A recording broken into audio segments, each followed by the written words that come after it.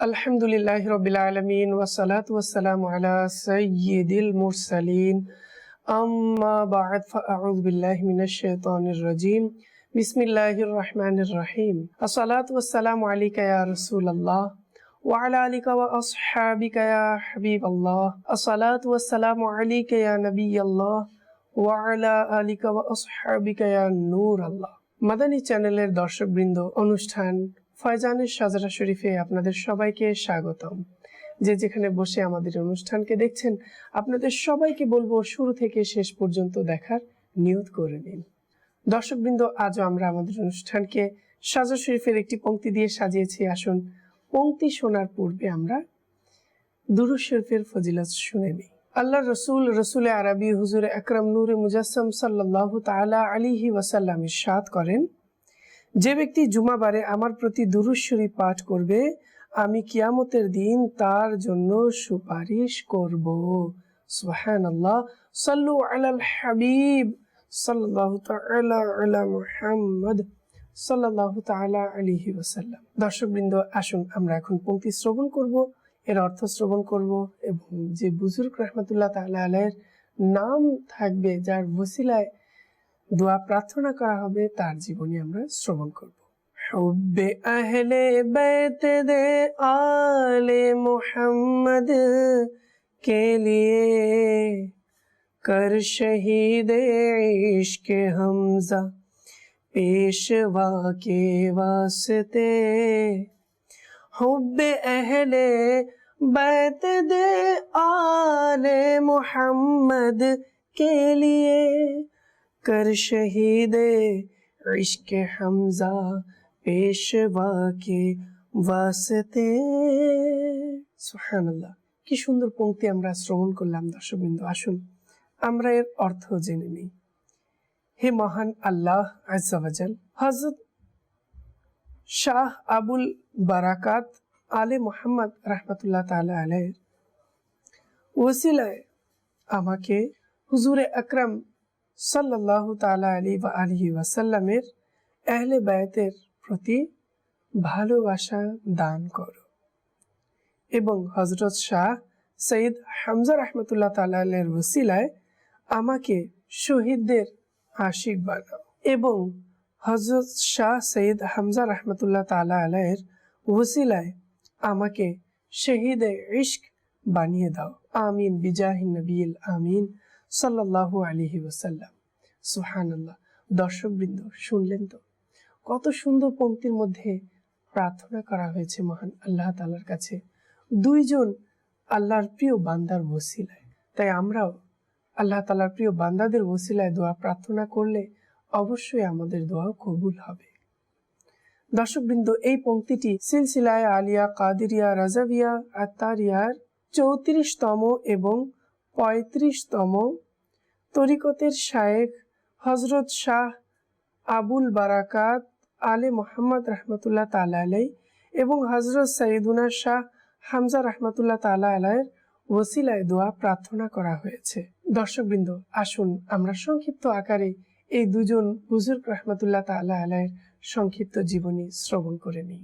হযরত আবুল বারাকাত সৈয়দ আলে মুহাম্মদ রাহমাতুল্লাহ তাআলা আলাইহি 18 রমজানুল মুবারক 1111 হিজরিতে বৃহস্পতিবার হিন্দের একটি শহরে জন্মগ্রহণ করেন। সুবহানাল্লাহ। হযরত শাহ বরকাতুল্লাহ রাহমাতুল্লাহ তাআলা আলাইহির বরকতময় সংস্পর্শে থেকেই ইলমে দ্বীন অর্জন করেন এবং তিনি রাহমাতুল্লাহ তাআলা আলাইহির কাছ থেকেই বায়াত এবং খিলাফতের ইজাজতের অনুমতি লাভ করেন।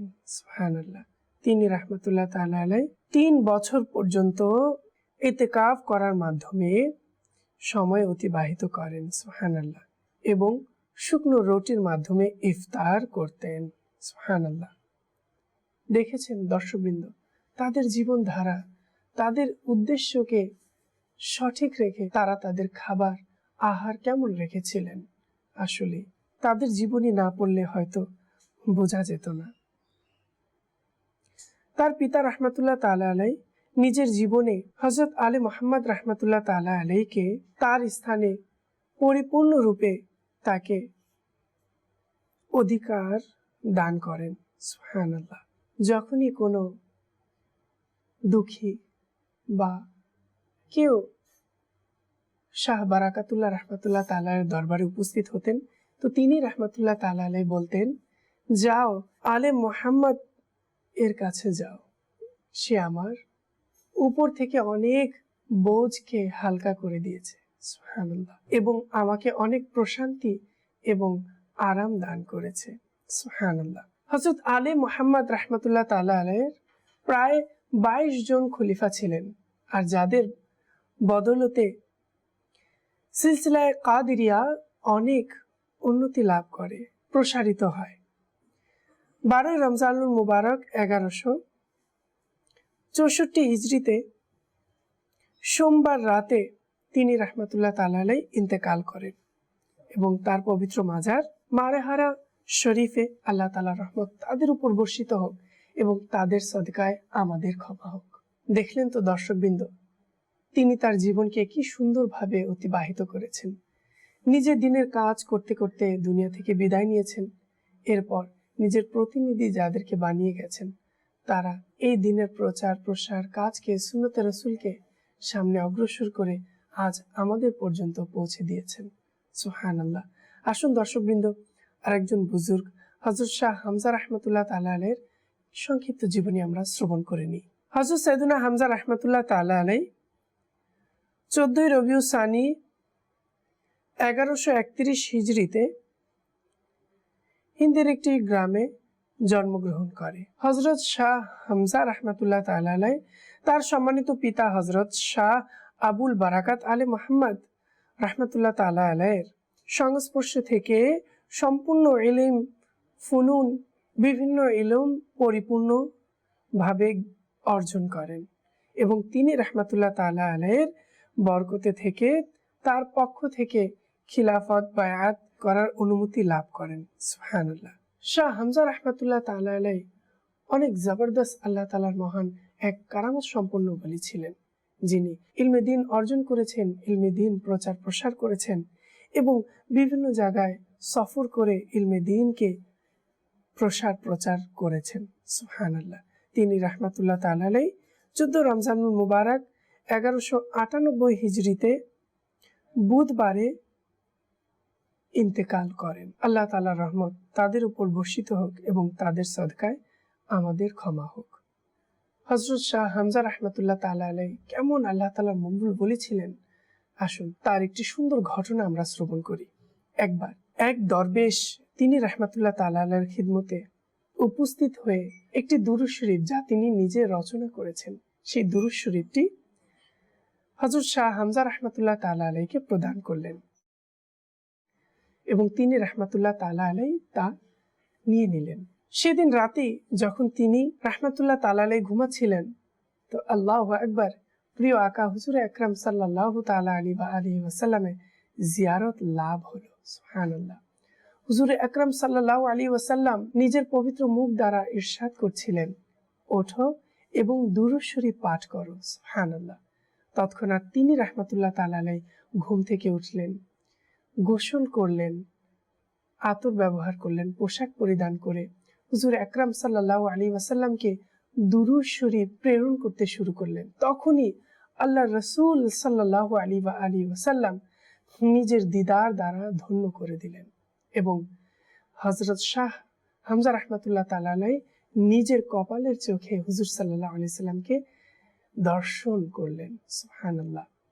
এবং তিনি রহমতুল্লাহ তাআলা আলাইহি হুজুর সাল্লাল্লাহু আলাইহি ওয়াসাল্লামকে দেখার সাথে সাথেই সম্মানের সহিত দাঁড়িয়ে গেলেন এবং দুরূদ শরীফ পরিপূর্ণ করলেন এবং যতক্ষণ পর্যন্ত তিনি রহমতুল্লাহ তাআলা আলাইহি দুরূদ শরীফ পাঠ করেছেন, ততক্ষণ প্রিয় আকা হুজুর আকরাম সাল্লাল্লাহু আলাইহি ওয়াসাল্লাম নিজের পবিত্র দিদার দ্বারা ধন্য করেছেন, সুবহানাল্লাহ। আল্লাহ তাআলার রহমত তাদের উপর বর্ষিত হোক, তাদের সাদকায় আমাদের ক্ষমা হোক। প্রিয় দর্শক, শুনলেন, এই ছিল আল্লাহ তাআলার মহান বলিরা, যারা আল্লাহ তাআলার প্রিয় রাসূল সাল্লাল্লাহু আলাইহি ওয়াসাল্লামের সুন্নতকে জীবিত করেছে, সুন্নতকে আঁকড়ে ধরেছে, নিজের জীবনকে ইসলামের সঠিক রূপে নিজের জীবনকে অতিবাহিত করার চেষ্টা করেছে এবং যেভাবে আল্লাহ রাসূল চলেছেন, যেভাবে আল্লাহ রাসূল খেয়েছেন, আহার করেছেন, যেভাবে কথা বলেছেন, সেই পদ্ধতিগুলো অবলম্বন করে নিজেরাও সফলকাম হয়েছে। শুধু দুনিয়াতেই নয়, শুধু আখিরাতেই নয়, দুনিয়া আখিরাতে উভয় জাহানে তারা সফলকাম হয়েছে।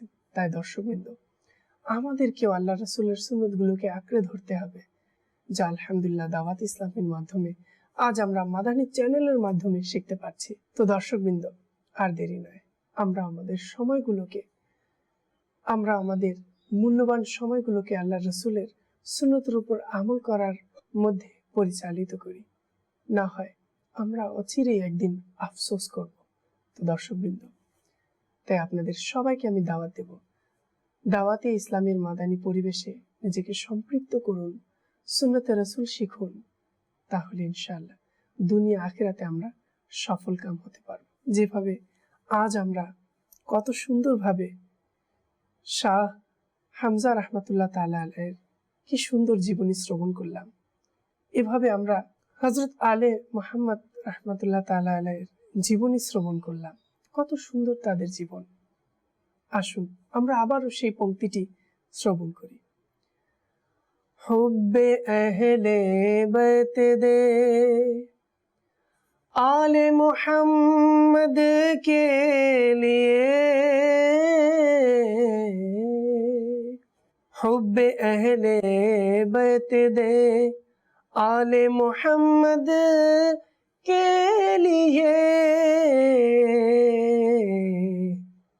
कर शहीदे इश्क हमजा पेशवा के वास्ते। সুবহানাল্লাহ, আসলে পংক্তিগুলো শুনলে হৃদয় জুড়িয়ে যায়। তো দর্শকবৃন্দ, আসুন আমরাও এই সকল আল্লাহর ওলিদের অনুসরণ করি, তাদের মাধ্যমে আমরা আমাদের রসুলের পথকে খুঁজে পাব। আর যখন রসুলের পথের অনুসরণ করব, সুন্নতের উপর আমল করব, আল্লাহ রসুল খুশি হবেন, এবং আল্লাহ রসুল খুশি হওয়ার কারণে মহান আল্লাহ তাআলাও খুশি হয়ে যাবেন, এবং আমরা উভয় জাহানে কামিয়াব হয়ে যাব, সফল কাম হব। তাই দর্শকবৃন্দ, আপনাদেরকে আবারও এই মাদানী পরিবেশে দাওয়াত। দর্শকবৃন্দ, শুনতে শুনতে আমাদের অনুষ্ঠানের সময় প্রায় শেষের দিকে, বিদায় নেব আপনাদের থেকে। যে যেখানেই থাকবেন না কেন, নিয়মিত এই অনুষ্ঠানগুলোকে দেখবেন, মাদানী চ্যানেলের সকল অনুষ্ঠানগুলো দেখবেন। তো দর্শকবৃন্দ, যে যেখানেই থাকবেন, ভালো থাকুন, সুস্থ থাকুন। আগামী পর্বের আমন্ত্রণ জানিয়ে এখানেই বিদায় নিচ্ছি। সাল্লু আলাল হাবিব সাল্লাল্লাহু তাআলা আলা মুহাম্মদ সাল্লাল্লাহু তাআলা আলাইহি ওয়াসাল্লাম।